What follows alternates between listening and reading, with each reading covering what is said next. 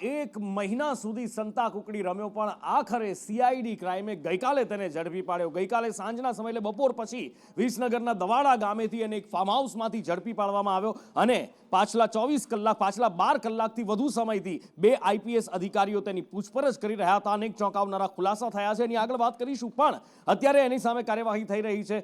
જજના ઘરે તેને હાજર કરવામાં આવ્યો છે। આગળ શું 14 દિવસના રિમાન્ડ પણ માંગવામાં આવશે, તમામ વિગતો જાણીએ પ્રતીક પાસેથી। પ્રતીક, નુપુર, આ રાજ્યભરનો ચકચારી કેસ છે અને હાલ આ કેસમાં જીપીઆઈડી એક્ટ કલમ લાગવામાં આવી છે અને આ જ કારણથી જે આરોપી છે ભૂપેન્દ્રસિંહ ઝાલા તેને સીઆઈડી ક્રાઇમ દ્વારા જજના ઘરે રજૂ કરવામાં આવી રહ્યો છે અને આ જે ગાડી છે સીઆઈડી ક્રાઇમની તેની અંદર ભૂપેન્દ્રસિંહ ઝાલા બેઠો છે અને થોડી ક્ષણોમાં તેને જજના નિવાસ સ્થાને રજૂ કરવામાં આવશે અને 14 દિવસના રિમાન્ડ છે તે આરોપીના માંગવામાં આવશે। અલગ અલગ ગુનાની તપાસ માટે આરોપીના રિમાન્ડ માંગવામાં આવી શકે છે 14 દિવસના। ગઈકાલે જ આર્થિક ગુના નિવારણ શાખાએ મહેસાણાથી આ આરોપી છે ભૂપેન્દ્રસિંહ ઝાલા તેની ધરપકડ કરી હતી અને અગાઉ ધરપકડથી બચવા ભૂપેન્દ્રસિંહ ઝાલાએ સેશન્સ કોર્ટ તેમજ હાઈકોર્ટનો સહારો લીધો હતો અને હાઈકોર્ટમાં તેમજ સેશન્સ કોર્ટમાં તેના દ્વારા આગોતરા જામીન અરજી પણ મૂકવામાં આવી હતી। જોકે કેસની ગંભીરતાને જોતા નામદાર કોર્ટ દ્વારા તેની બંને આગોતરા જામીન અરજી હતી તે નામંજૂર કરવામાં આવી હતી અને આખરે કોર્ટે કોઈ પણ પ્રકારની રાહત ન આપતા 1 મહિનો અને 4 દિવસ બાદ આ આરોપી છે તેની નાટ્યાત્મક રીતે ધરપકડ થઈ છે અને હાલ આ ભૂપેન્દ્રસિંહ ઝાલા ઉપર સીઆઈડી ક્રાઇમમાં અલગ અલગ ગુના નોંધાયેલા છે, જેની અંદર એક જીપીઆઈડી એક્ટ એટલે કે Gujarat protection of interest of depositor એટલે કે જીપીઆઈડી એક્ટ 2003 નો ગુનો નોંધવામાં આવ્યો છે, જેને લઈને આ સમગ્ર કેસ છે તે ખૂબ જ ચકચારી બન્યો છે અને થોડી જ મિનિટોની અંદર આરોપી છે તેને જજના ઘરે રજૂ કરવામાં આવશે। આ આરોપી છે તેના દ્વારા લગભગ 6000 કરોડ જેટલું મોટું કૌભાંડ રચ્યું હોવાનું હાલ સામે આવી રહ્યું છે, કારણ કે તેણે અલગ અલગ રોકાણકારો પાસેથી 1ના 4 ગણા રૂપિયા આપવા માટેની લાલચ આપી હતી અને છેલ્લા કેટલાક સમયથી તે રોકાણકારોને રૂપિયા પરત નહોતો આપતો અને આ જ કારણથી તેના સામે ગુનો દાખલ થયો હતો અને ગુનો દાખલ થયા બાદ આરોપી નાસ્તો પડતો હતો, અલગ અલગ જિલ્લાઓમાં અલગ અલગ રાજ્યોમાં તે ફરતો હતો, જેના કારણે તેને પકડી પાડવા માટે અલગ અલગ ટીમો પણ બનાવવામાં આવી હતી અને આખરે ગઈકાલે સાંજે મહેસાણાથી તેની ધરપકડ કરવામાં આવી છે અને 24 કલાકની અંદર નિયમ મુજબ આરોપીને કોર્ટમાં રજૂ કરવો પડતો હોય છે અને આ જ કારણથી સીઆઈડી ક્રાઇમ દ્વારા આરોપીને કોર્ટમાં રજૂ કરવામાં આવી રહ્યો છે કે જ્યાં આગળ તેના 14 દિવસના રિમાન્ડ માંગવામાં આવી શકે છે। જો રિમાન્ડની વાત કરવામાં આવે તો રિમાન્ડમાં અલગ અલગ મુદ્દાઓ છે, તે મુદ્દાઓને લઈને સરકારી વકીલ 14 દિવસની માંગ કરી શકે છે, જેની અંદર કુલ કેટલા રોકાણકારો દ્વારા રોકાણ કરવામાં આવ્યું છે, કેટલી રકમનું રોકાણ કરવામાં આવ્યું છે અને જે રકમનું રોકાણકારોએ કર્યું તો તે રકમ આરોપી દ્વારા ક્યાં ક્યાં રોકવામાં આવી છે અને આરોપી કેવી રીતે લોકોને 1ના 4 ગણા રૂપિયા કરી આપતો હતો તે તમામ બાબતો, આ સાથે જ કેટલા સરકારી અધિકારીઓ, કેટલા પોલીસ કર્મીઓ, કેટલા ક્રિકેટરો સહિતના કેટલા લોકોએ આની અંદર રોકાણ કર્યું છે, તમામ મુદ્દાઓની તલસ્પર્શી તપાસ કરવા માટે આરોપીના 14 દિવસના રિમાન્ડ માંગવામાં આવી શકે છે। આ સાથે જ આરોપી 1 મહિનો અને 4 દિવસથી ફરાર હતો, ત્યારે આ ફરાર આરોપીને મદદગારી કોણે કરી હતી પોલીસથી બચવા માટે તે સહિતના અલગ અલગ મુદ્દાઓ છે, તે મુદ્દાઓને લઈને સીઆઈડી ક્રાઇમ દ્વારા આરોપીના 14 દિવસના રિમાન્ડ માંગવામાં આવી શકે છે।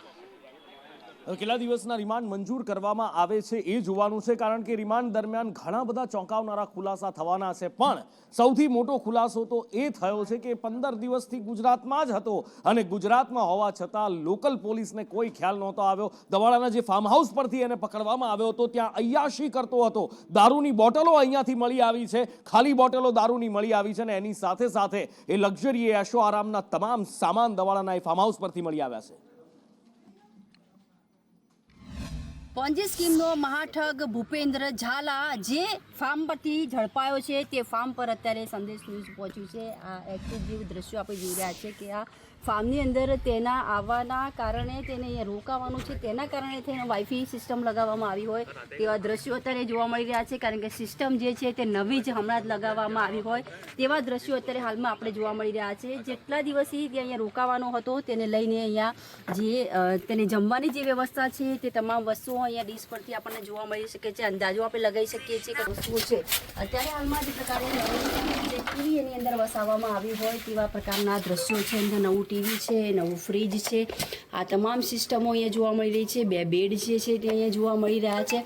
ભૂપેન્દ્રસિંહ ઝાલા છે અહીંયા પહોંચ્યો, તેને અહીંયા રોકાવાનું હતું, તેવી સમગ્ર જે કહી શકાય સિસ્ટમો અહીંયા વસાવવામાં આવી છે. એક નવાબી બેડ અહીંયા આપણને જોવા મળી રહ્યો છે. જે પ્રકારે આ ફાર્મ ઉપર અહીંયા એક નવાબી બેડ બનાવવામાં આવ્યો છે. દારૂની બોટલો આપણને અહીંયા જોવા મળી રહી છે. તેને જોતા આ સ્થિતિ અને દ્રશ્યો એક્સક્લુઝિવ જે સંદેશ ન્યૂઝ પર તમે જોઈ રહ્યા છે, તે જોતા એવું લાગી રહ્યું છે કે અહીંયા રાત્રિ દરમિયાન નાઇટ પાર્ટીઓ જે છે તે પણ થતી હોઈ શકે છે. કારણ કે જે પ્રકારે તેણે આ સમગ્ર દિવસ સુધી રોકાયો છે, કેવી રીતે રોકાયો છે, કોના સાથે તેઓ રોકાયો હતો, તેની સાથે કેટલા લોકો હતા, તે તમામ વિગતો હજુ પણ અંકબદ્ધ છે. જે પ્રકારે અહીંયા સ્થિતિ જોવા મળી રહી છે તેને લઈને લાગી રહ્યું છે કે તેના હવાથી આ તમામ વ્યવસ્થાઓ જે છે તે કરવામાં આવી હોય તેવા દ્રશ્યો અત્યારે હાલમાં જોવા મળી રહ્યા છે. પાયલ, સંદેશ ન્યૂઝ, મહેસાણા.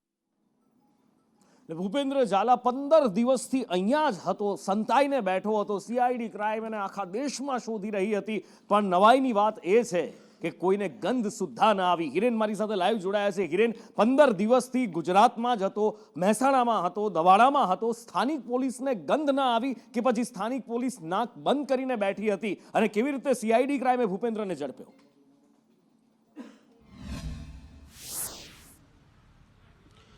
ગઈકાલે બપોરે લગભગ 4 વાગ્યાની આસપાસ સીઆઈડી ક્રાઇમની ટીમે એક્ઝેક્ટ લોકેશન ધ્યાનમાં આવ્યું હતું. કેટલીક ગાડીઓના મૂવમેન્ટના આધારે અને ત્યાં પહોંચ્યા ત્યારે ભૂપેન્દ્ર ઝાલા ખાટલામાં સૂતો હતો અને એ જ વખતે ખાટલામાંથી એને સીઆઈડી ક્રાઇમની જે ટીમ છે એણે ઉઠાવ્યો હતો.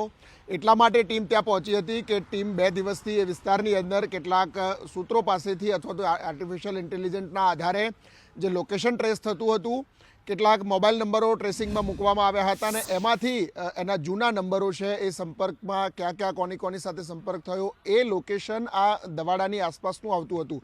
અને એટલા જ માટે દવાડા અને આસપાસમાં લગભગ 200 કરતાં વધુ ઘરોમાં સીઆઈડી ક્રાઇમની આ જે ટીમ છે એણે 1.5 દિવસની અંદર તપાસ કરી છે, ઘરોની તપાસ કરી છે. ઘરોમાંથી કશું ન મળતા આ ફાર્મ હાઉસ તરફ જે ગાડી જતી હતી અને એ શંકા ગઈ અને એના આધારે પોલીસ ત્યાં સીઆઈડી ક્રાઇમની ટીમ ત્યાં પહોંચી હતી ને એને પકડ્યો હતો. ત્યાં પહોંચવા માટેનું કારણ એવું છે કે જ્યારે હાઈકોર્ટની અંદર તેણે આગોતરા જામીન અરજી કરી એ વખતે કાગળ પ્રક્રિયા કરવા માટે આ જામીન અરજી ત્યાંથી નામંજૂર થઈ, તો એના પછીની વકીલોની સલાહ શું કરવું, કેવી રીતે કરવું અને બાકીની લોઅર કોર્ટની જે કામગીરી માટે એની સહી જરૂરી હોવાના કારણે એ ગુજરાત આવી ગયો હતો, જેથી કરીને સરળતાથી આ કોર્ટ પ્રક્રિયામાં એ પોલીસથી દૂર ભાગે અને કોર્ટની ઉલઝનોમાં રહે. અને આ ભૂલ એની હતી, એના કારણે પકડાયો છે. બાકી અહીંયાથી નીકળ્યા પછી ભૂપેન્દ્ર ઝાલા છે એ બગલામુખી ગયો હતો. બગલામુખી એને દર્શન કર્યા છે, મધ્યપ્રદેશ ગયો હતો, રાજસ્થાન ગયો હતો અને ત્યાંથી ફરતો ગુજરાત આવ્યો હતો. સીઆઈડી ક્રાઇમની ટીમને છેલ્લા 3 દિવસથી ઇનપુટ હતા અને એનું જે લોકેશન ટ્રેસિંગ હતું એના ઉપર પર્ટિક્યુલર લોકેશન નહોતું મળી શકતું, પરંતુ આસપાસની વિગતોના આધારે સીઆઈડી ક્રાઇમે આ રેડ કરી છે.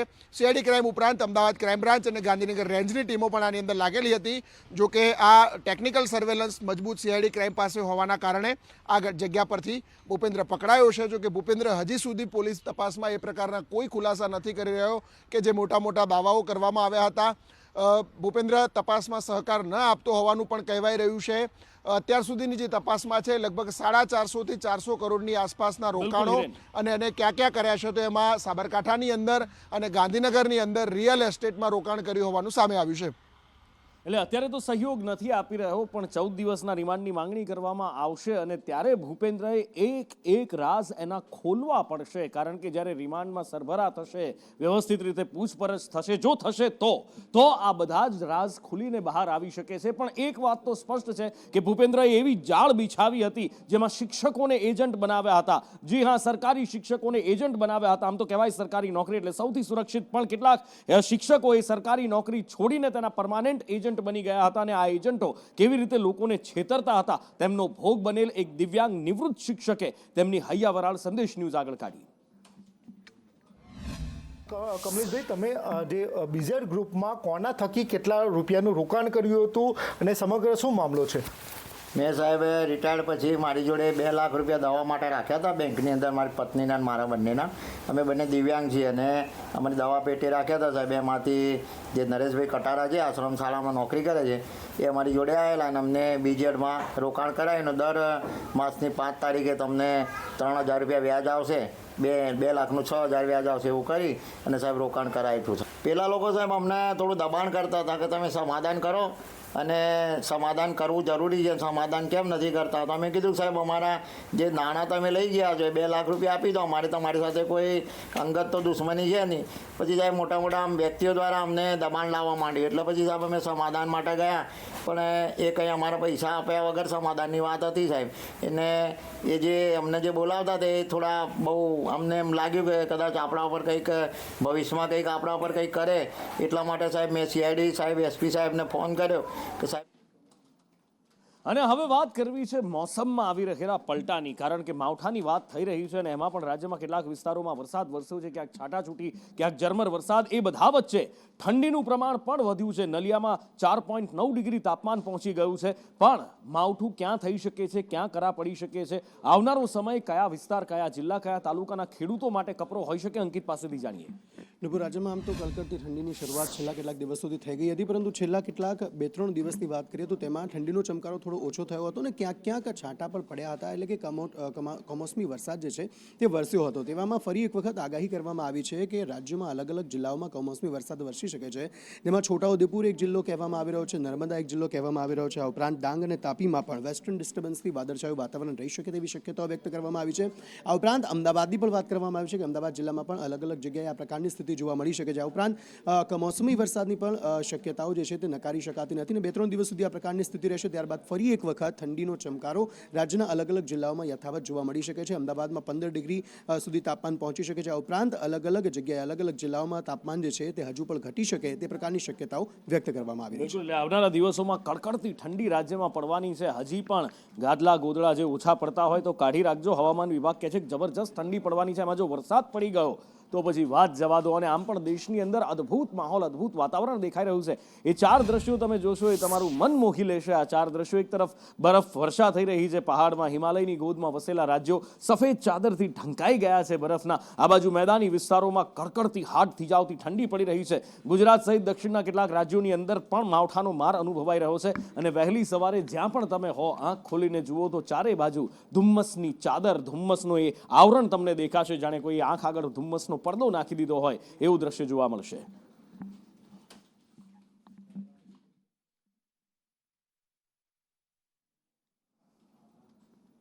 પૂર્વ વડાપ્રધાન મનમોહન સિંહ પંચમહાભૂતમાં આજે વિલીન થયા અને એક યુગનો અંત આવ્યો, જાણે રાજનીતિમાં એવું પણ કહી શકાય. શાલીનતાના યુગનો આજે આ અંત આવ્યો છે. મનમોહન સિંહની આ ચીર વિદાય અને ત્યારબાદ તેમના અંતિમ દર્શન માટે તેમના નશ્વર દેહને કોંગ્રેસ કાર્યાલય પર રાખવામાં આવ્યો હતો. ત્યારબાદ અંતિમ યાત્રા તેમની નીકળી અને સંપૂર્ણ સન્માન સાથે, રાજકીય સન્માન સાથે તેમને આખરી વિદાય આપવામાં આવી. અજય યાદવ પાસેથી વિગતે જાણીએ. અજય.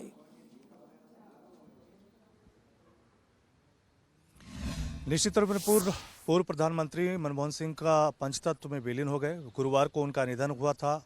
92 साल की उम्र थी. कल ही एक तरह से उनका दाह संस्कार होना था, लेकिन चूंकि उनकी एक बेटी जो है अमेरिका में रहती है तो उसका इंतजार किया गया और रात को ही जब वो आई तो फिर उसके बाद आज जो रस्मी प्रक्रिया है उसकी शुरुआत की गई. सबसे पहले उनके घर से जो सैनिक साजो सामान के साथ जो एक फ्यूनरल होता है उसकी प्रक्रिया शुरू हुई और वहाँ से सबसे पहले उनके नश्वर शरीर को कांग्रेस मुख्यालय में रखा गया, जहाँ करीब घंटे भर तक आम लोगों ने वहाँ पे दर्शन किया. हालांकि पहले से ही सोनिया गांधी, प्रियंका गांधी, राहुल गांधी और कांग्रेस की जो बड़ी लीडरशिप वहाँ पे पहले से मौजूद थी, उनकी तरफ से श्रद्धा सुमन अर्पित किया गया. और करीब 11:45 पे जो है उनकी अंतिम जो विदाई है, या कह सकते हैं कि पंचतत्व में विलीन की जाने की जो प्रक्रिया है वो वहाँ पे शुरू हुई. हालांकि उस वक्त जब ये पूरा फ्यूनरल चल रहा था तो उस वक्त वहाँ पे भारत के प्रधानमंत्री नरेंद्र मोदी, गृह मंत्री अमित शाह, राजनाथ सिंह और महामहिम राष्ट्रपति द्रौपदी मुर्मू भी मौजूद थी. और इस तरह से मनमोहन सिंह का जो अंतिम विदाई है पूरे देशवासियों ने देखी. लेकिन मनमोहन सिंह के बारे में अगर बात करें तो निश्चित तौर पे भारत में उदारीकरण की शुरुआत करने वाले, उसकी आधारशिला रखने वाले और कई सारी योजनाएं जो कि अभी चलती हुई दिखाई दे रही हैं, उसके एक तरह से वो जनक कहे जाते हैं. और कहीं न कहीं पार्टी लाइन से ऊपर उठ करके सभी लोगों में एक सांप्रदायिक सौहार्द जो होता है उनके बीच देखने को मिलता था. किसी का वो बुरा नहीं मानते थे और जब भी बहुत हल्के मूड में होते थे तो कभी कभी मुस्कुराते हुए दिखाई देते थे. तो कुल मिला के वही मनमोहन सिंह अब इस दुनिया में जो कि नहीं है, पंचतत्व में आज विलीन हो गए और कहीं न कहीं अश्रुपूर्ण जो विदाई है पूरे देशवासियों ने उनको दी. जी. એક તરફ દેશ આંસુપૂર્ણ વિદાય આપી રહ્યો હતો અને બીજી બાજુ રાજનીતિ પણ સાહેબ દુર્ભાગ્યવશ ચરમ પર પહોંચી રહી હતી. હવે આ રાજનીતિ કયો રંગ લેશે આવનારા સમયમાં આપણે જોઈશું, પણ આ રાજનીતિ એટલે મનમોહન સિંહના સ્મારક માટેની રાજનીતિ. કોંગ્રેસનું કહેવું છે કે જે જગ્યાએ તેમના અંતિમ સંસ્કાર થયા છે ત્યાં જ તેમની સમાધિ બને અથવા તેમનું સ્મારક સ્થળ બને. તો ભારતીય જનતા પાર્ટી કેન્દ્ર સરકાર દ્વારા કહેવામાં આવ્યું છે કે સરકાર દ્વારા જગ્યા ફાળવવામાં આવશે અને બસ આ જ વાત પર રાજનીતિએ ફૂંફાળો માર્યો છે.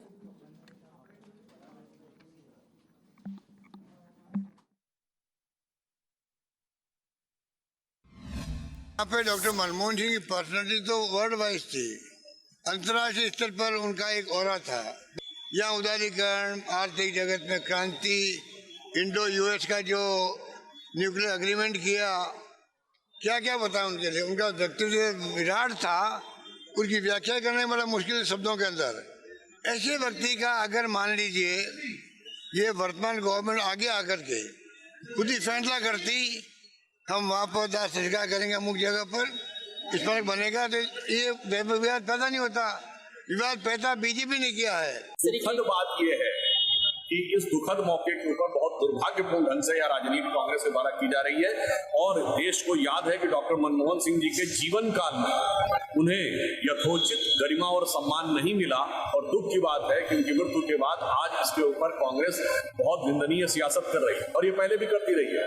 મોટા સમાચાર મળી રહ્યા છે. પહેલીવાર એવો કોઈ કિસ્સો સામે આવ્યો છે કે જેમાં જિલ્લા બનાવ્યા પછી રદ કરવામાં આવ્યા હોય. રાજસ્થાનમાં 9 જિલ્લા રદ કરવામાં આવ્યા છે. જી હા, 9 જિલ્લાની માન્યતા રદ કરી દેવામાં આવી છે. ભારતીય જનતા પાર્ટી દ્વારા આ મોટો નિર્ણય લેવામાં આવ્યો છે રાજસ્થાનમાં કે 9 જિલ્લાની માન્યતા રદ કરી છે. 9 જિલ્લા રદ કરી દેવાયા છે. માટે હવે રાજ્યમાં કુલ રાજસ્થાનમાં 41 જિલ્લા જ અસ્તિત્વમાં રહેશે.